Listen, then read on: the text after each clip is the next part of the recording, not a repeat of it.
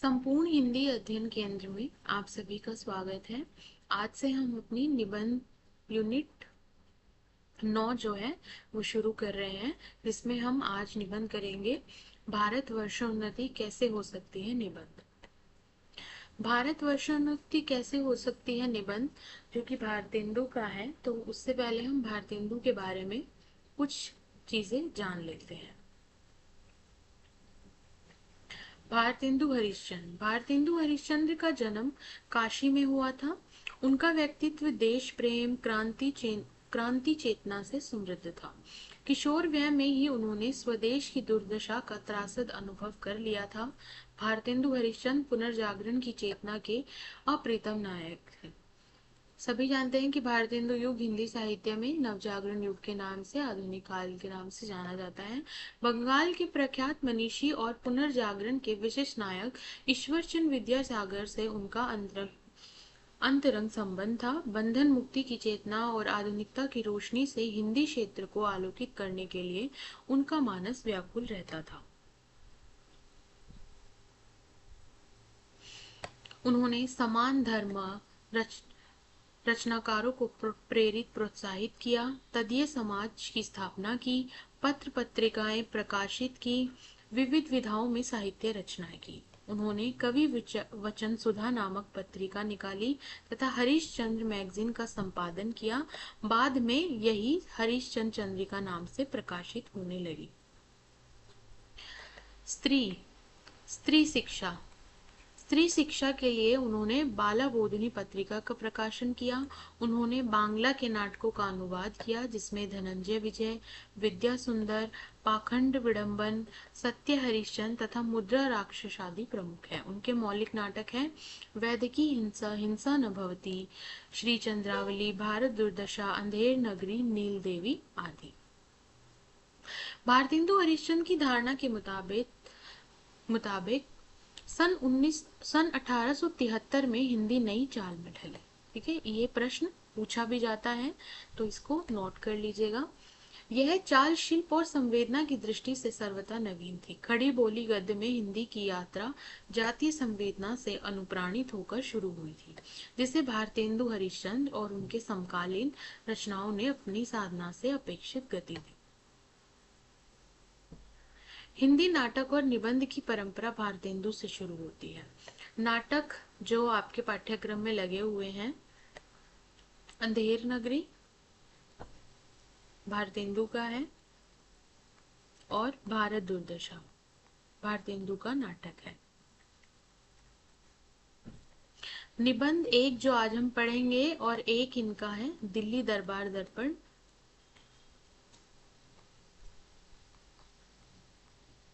जो आपके पाठ्यक्रम में लगा हुआ है। आधुनिक हिंदी गद्य के विकास में उनका उल्लेखनीय योगदान है। उन्होंने अपने समकालीन लेखकों का नेतृत्व किया, साथ ही प्रवर्ती लेखकों के लिए पथ प्रदर्शक का कार्य भी किया। अब बात करते हैं कि भारत वर्षोन्नति निबंध के बारे में। ठीक है, बलिया के ददरी मेले में दिया गया उनका व्याख्यान है।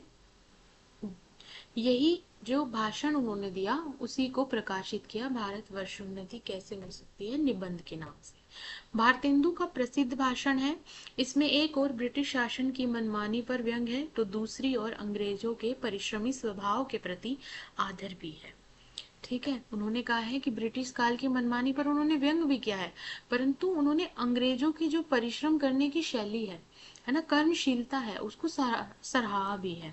भारतेंदु ने आलसीपन, समय के अपव्यय आदि कमियों को दूर करने की बात करते हुए भारतीय समाज की रूढ़ियों और गलत जीवन शैली पर प्रहार किया है। जनसंख्या नियंत्रण, श्रम की महत्ता, आत्मबल और त्याग भावना को भारतेंदु ने उन्नति के लिए अनिवार्य माना है और अत्यंत प्रेरक ढंग से व्यक्त किया है पूरे भाषण में। अब बात करते हैं भारत वर्षोन्नति निबंध के कुछ महत्वपूर्ण तथ्य हैं, उनको देखते हैं। भारतेंदु हरिश्चंद्र रचित भारत वर्षोन्नति कैसे हो सकती है। देखिए, ये जो चीजें मैंने इसमें डाली हैं महत्वपूर्ण तथ्य के रूप में, ये आप नोट कर लीजिएगा। और दूसरा कि पेपर के पैटर्न को समझते हुए आपको पूरी रचना को पढ़ना बहुत जरूरी है। तो आप पूरी रचना को पढ़िए और उसमें क्रम से भी प्रश्न पूछे जाते हैं कि कौन सी पंक्ति पहले कही है, कौन सी पंक्ति बाद में कही है। तो उसी के अनुसार आज हम पूरे निबंध को साथ में पढ़ रहे हैं।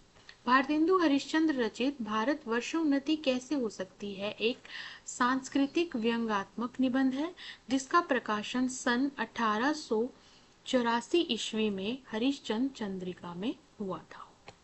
यह निबंध प्रकाशन पूर्व ही बलिया के ददरी मेले में सन 1884 में आर्य देशोपकारिणी सभा में भारतेंदु जी ने भाषण के रूप में प्रस्तुत किया।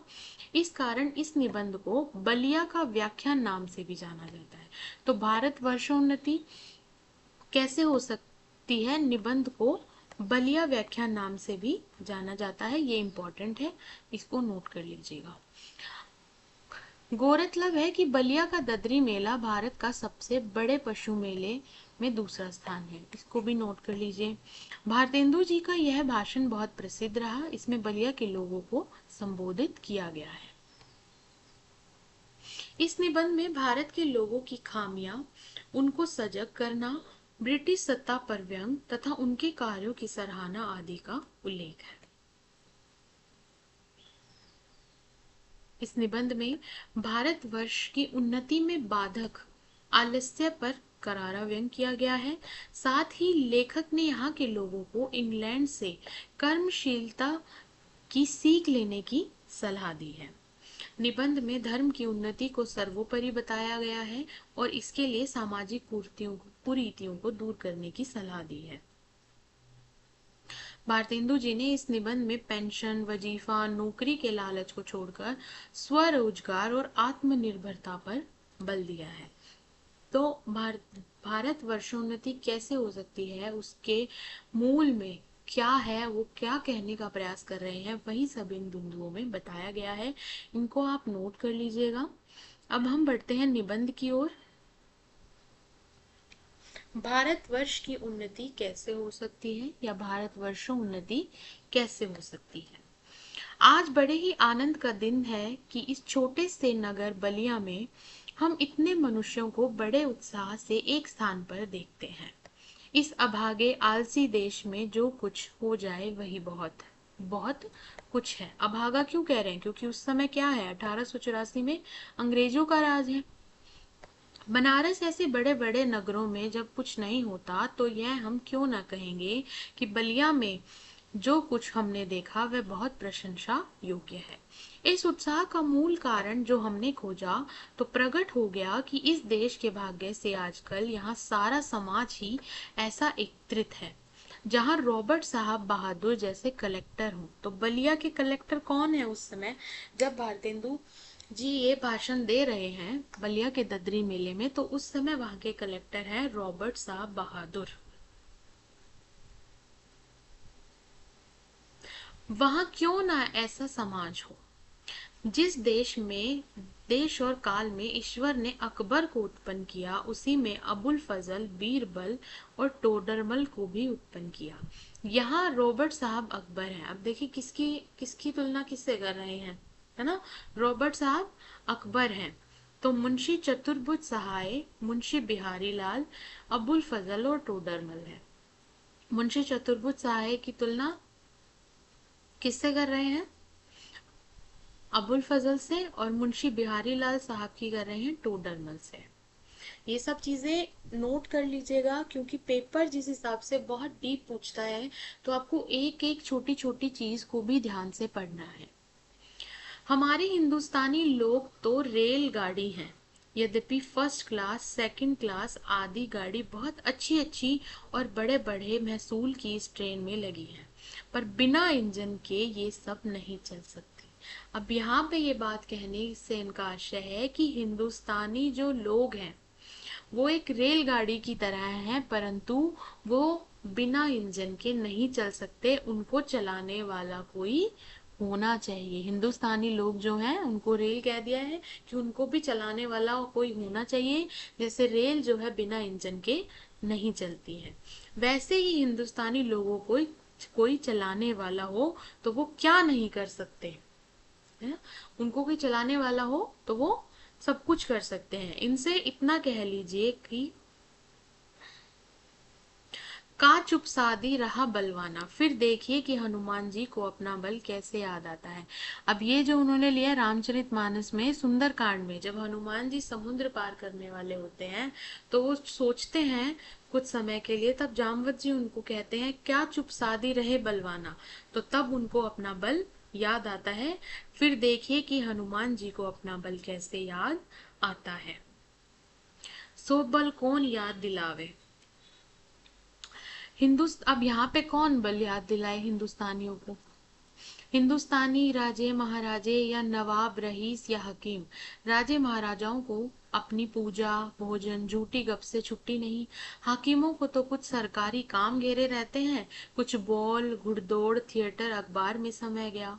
कुछ समय बचा भी तो उनको क्या गरज है कि हम गरीब गंदे काले आदमियों से मिलकर अपना अनमोल समय खोवें। बस वही मसल हुई, तुम्हें गैरों से कब फुर्सत, हम अपने गम से कब खाली, चलो बस हो चुका मिलना, ना हम खाली ना तुम खाली।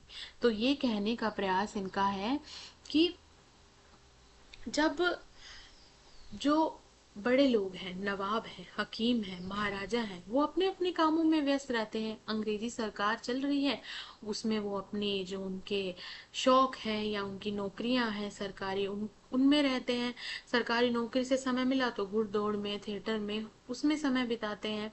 लेकिन उनको क्या मतलब है कि वो आम जनता जो है उनसे आकर बात करें, उनसे जाके मिले या उनकी समस्याओं को समझे कि वो क्या समस्या है क्या बात है। तो उसी पर भारतेंदु जी ने इसको कहा है।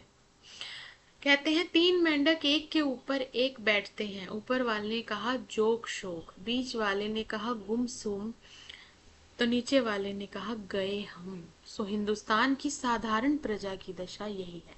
अब देखिए जैसे ही हमारे में अपर कास्ट होते हैं, मिडिल क्लास अपर क्लास होते हैं, मिडिल क्लास होते हैं, तो उसी चक्कर में इन्होंने बताया है पहले ऊपर तीन, ऊपर वाले जो हैं वो जोक शोक, ये अपर क्लास में हो गए, उच्च वर्ग में हो गए।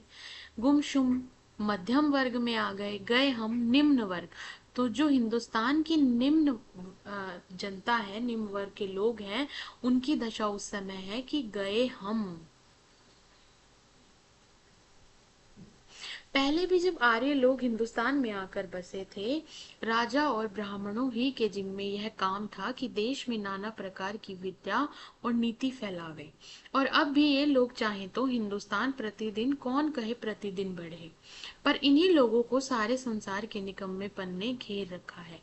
कहने का मतलब है, भारतेंदु जी कहना चाह रहे हैं कि जब आर्य हिंदुस्तान आए थे तो वो नई नई खोज करते थे, नए नए नीतियां निकालते थे, विद्या निकालते थे।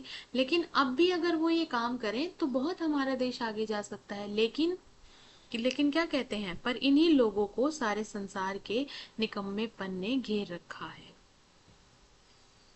बुधारो मत्सर ग्रस्था अभव स्मर दूषिता, कि जो बुद्धिमान लोग हैं वो अपने कामों में व्यस्त हैं और जिनके पास ज्ञान है वो अपने अहम में व्यस्त हैं।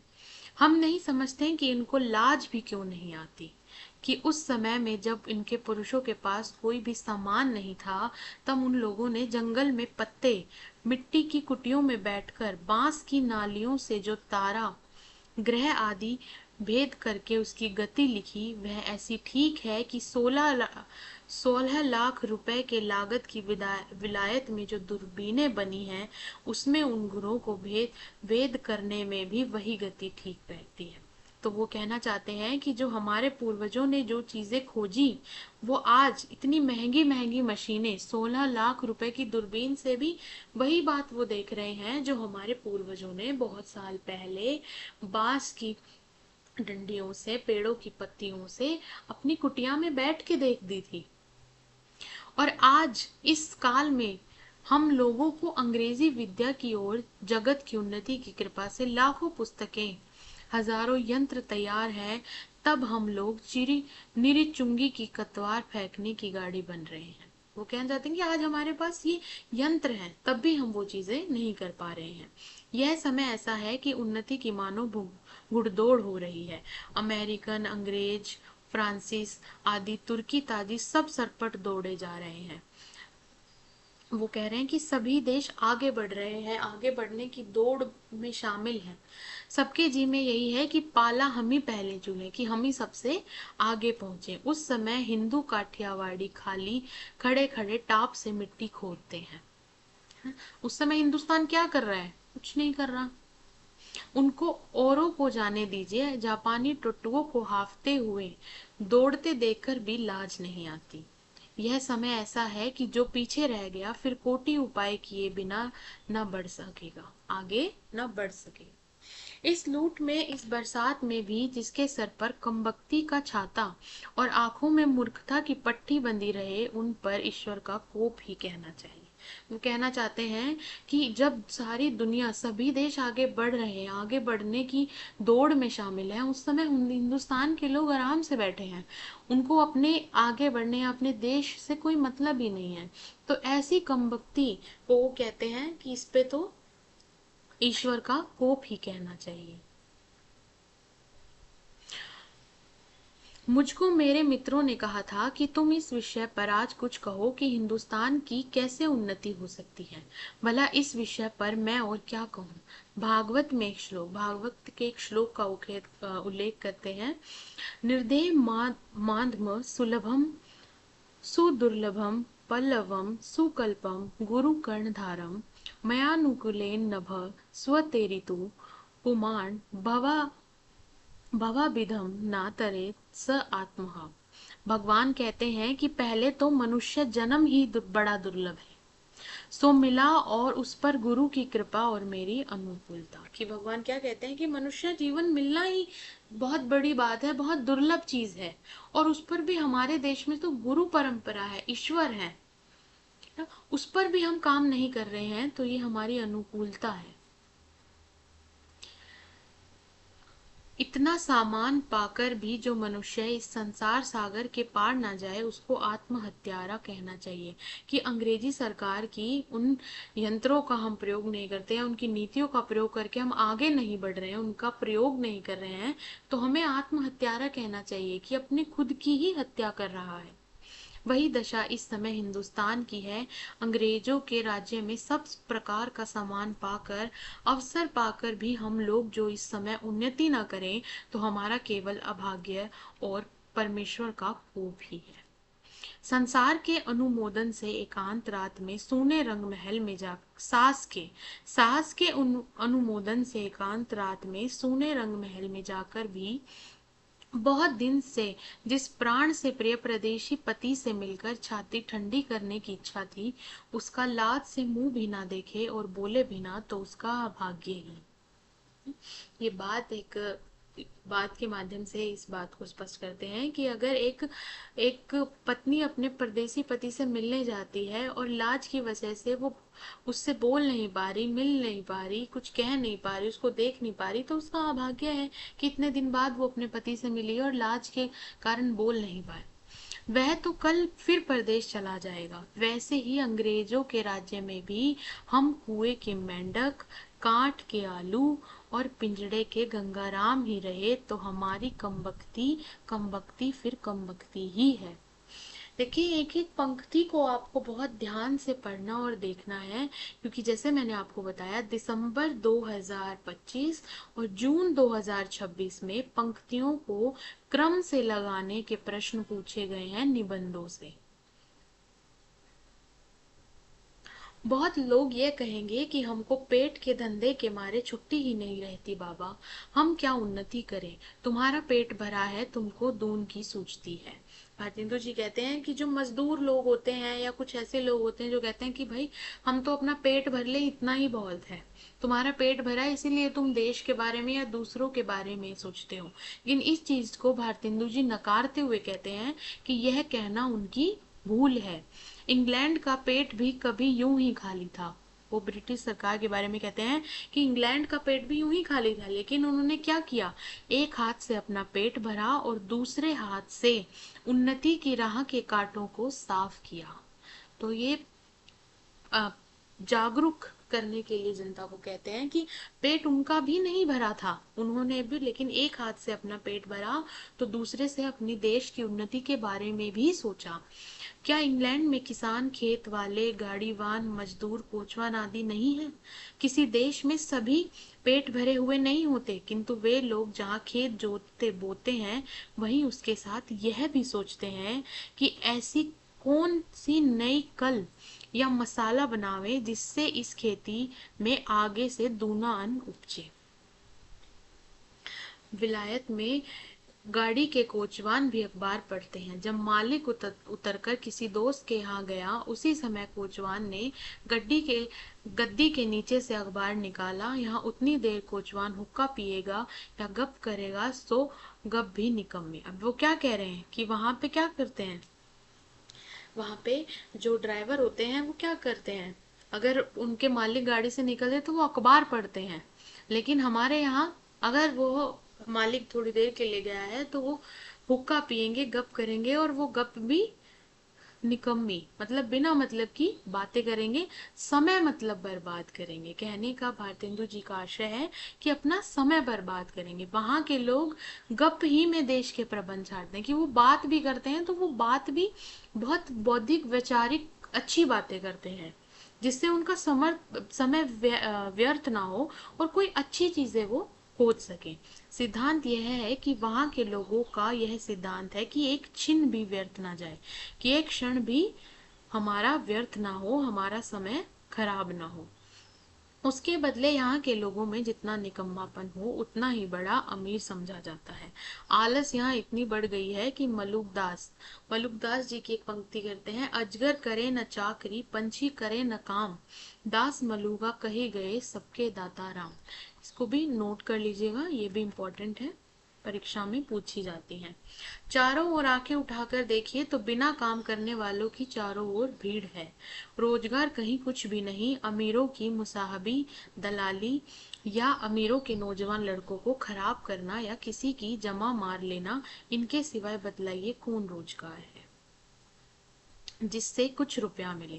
चारों ओर दरिद्रता की आग लगी हुई है। किसी ने बहुत ठीक कहा है कि दरिद्र कुटुंबी इस तरह अपनी इज्जत को बचाता फिरता है जैसे लाजवंती कुल की बहू फटे कपड़ों में अपने अंग को छिपाए।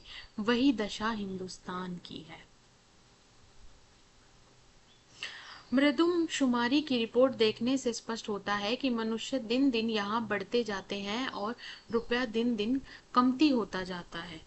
तो अब बिना ऐसा उपाय किए काम नहीं चलेगा कि रुपया भी बढ़े और वह रुपया बिना बुद्धि के बढ़े ना बढ़ेगा, कि बुद्धि के बिना रुपया नहीं बढ़ेगा। भाइयों, राजा महाराजाओं का मुंह मत देखो, मत यह आशा रखो कि पंडित जी कथा में कोई ऐसा उपाय भी बतलावेंगे कि देश का रुपया और बुद्धि बढ़े। तुम आप कमर कसो, आलस छोड़ो। कब तक अपने को जंगली हुस, मूर्ख बोधे, डरपोके पुकरवाओगे? दौड़ो इस घोड़ दौड़ में, जो पीछे पड़े तो फिर कहीं ठिकाना नहीं है। फिर कब राम जनकपुर रहे, जबकि अब की जो पीछे पड़े तो फिर रसातल ही पहुंचोगे। जब पृथ्वीराज को कैद करके गोरे ले गए तो शहाबुद्दीन के भाई गियासुद्दीन ने किसी से कहा कि वह शब्द भेदी बाण बहुत अच्छा मारता है। शब्द भेदी बाण बहुत अच्छा मारता है। एक दिन सभा नियत हुई और 7 लोहे के तावे बाण से फोड़ने को रखे गए। पृथ्वीराज को लोगों ने पहले से ही अंधा कर दिया था। संकेत यह हुआ कि जब गियासुद्दीन हूं करे तब वह तावों पर बाण मारे। चंद कवि भी उसके साथ कैदी था। यह सामान देखकर उसने यह दोहा पढ़ा, अब की चढ़ी कमान को जाने फिर कब चढ़े, जिनी हुक्के चौहान इक्के मारे इक्के सर। अब क्या करते हैं कि जब चंद कवि उनको संकेत देते हुए ये पंक्ति कहते हैं, उसका संकेत समझकर ग्यासुद्दीन ने हूं किया तो पृथ्वीराज ने उसी को बाण मार दिया। वही बात अब है, अब की चढ़ी इस समय में। वो चंद कवि पृथ्वीराज को क्यों ये चीज कह रहे हैं कि वो कह रहे हैं कि अब तो हो जाएगा, फिर बाद में पता नहीं कब आपका बाण चढ़ेगा। तो यही बात भारतेंदु जी कह रहे हैं कि अब की चढ़े इस समय में सरकार का राज्य पाकर, उन्नति का इतना सामान पाकर भी तुम लोग अपने को ना सुधारो तो तुम ही रहो, और वह सुधरना भी ऐसा होना चाहिए कि सब बात में उन्नति हो, कि हर चीज में आगे बढ़ो, धर्म में, घर के काम में, बाहर के काम में, रोजगार में, शिष्टाचार में, चाल चलन में, शरीर के बल में, मन के बल में, समाज में, बालक में, युवा में, वृद्ध में, स्त्री में, पुरुष में, अमीर में, गरीब में, भारतवर्ष की सब अवस्था, सब जाति, सब देश में उन्नति करो। तो भारतेंदु जी कहते हैं सभी चीजों में अपनी उन्नति करो, आगे बढ़ो, सब ऐसी बातों को छोड़ो जो तुम्हारे इस पथ के कंटक हो, चाहे तुम्हें लोग निकम्मा कहें या नंगा कहें, क्रिस्तान कहें या भ्रष्ट कहें, तुम केवल अपने देश की दीन दशा को देखो और उनकी बात करो। ये जो श्लोक आ रहे हैं ना, उन श्लोकों को आप क्रम से भी ध्यान रखिएगा कि पहले कौन सा आया, दूसरा कौन सा आया है। इसमें कहते हैं जो लोग अपने को देश हितैषी लगाते हों, वह अपने सुख को होम करके, अपने धन और मान का बलिदान करके कमर कस के उठो, देखा देखी थोड़े दिन में सब हो जाएगा। अपनी खराबियों के मूल कारणों को खोजो, कोई धर्म की आड़ में, कोई देश की चाल की आड़ में, कोई सुख की आड़ में छिपे हैं, उन चोरों को वहां वहां से पकड़ कर लाओ, उनको बांध बांध कर कैद करो। हम इससे बढ़कर क्या कहें कि जैसे तुम्हारे घर में कोई पुरुष व्यभिचार करने आवे तो जिस क्रोध से उसको पकड़कर मारोगे, और जहां तक तुम्हारे में शक्ति होगी उसका सत्यानाश करोगे, उसी तरह इस समय जो जो बातें तुम्हारे उन्नति पथ में काटा हो, उनकी जड़ खोद कर फेंक दो। कि जब तुम आगे बढ़ते हो और कुछ ऐसे जो बाधक तत्व तुम्हारे रास्ते में पड़ते हैं उनको हटाओ, कुछ मत डरो, जब तक 100-200 मनुष्य बदनाम ना होंगे, जात से बाहर ना निकल जाएंगे, दरिद्र ना हो जाएंगे, कैद ना होंगे, वरन जान से ना मारे जाएंगे, तब तक कोई देश भी ना सुधरेगा। अब यह प्रश्न होगा कि भाई हम तो जानते ही नहीं कि उन्नति और सुधरना किस चिड़िया का नाम है, किसको अच्छा समझें, क्या लें क्या छोड़ें। तो कुछ बातें तो इस शीघ्रता में मेरे ध्यान में आती हैं, उनको मैं कहता हूँ। भारतेंदु जी कह रहे हैं सुनो, सब उन्नतियों का मूल धर्म है ना? ये भी इम्पोर्टेंट है। इससे सबके पहले धर्म की उन्नति करनी उचित है। देखो अंग्रेजों की धर्म नीति और राजनीति परस्पर मिली हुई है, इससे उनकी दिन दिन कैसे उन्नति है उनको जाने दो।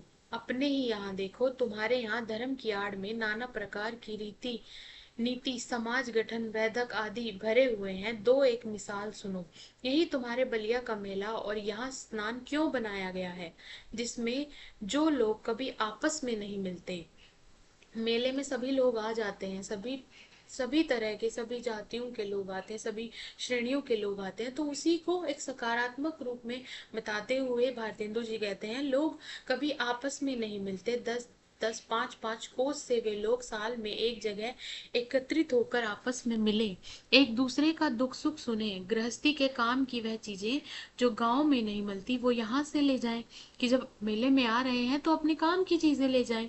एकादशी का व्रत क्यों रखा, जिसमें महीने में 2 एक उपवास से शरीर शुद्ध हो जाए। अब व्रत के पीछे का भी वो कारण बताते हैं।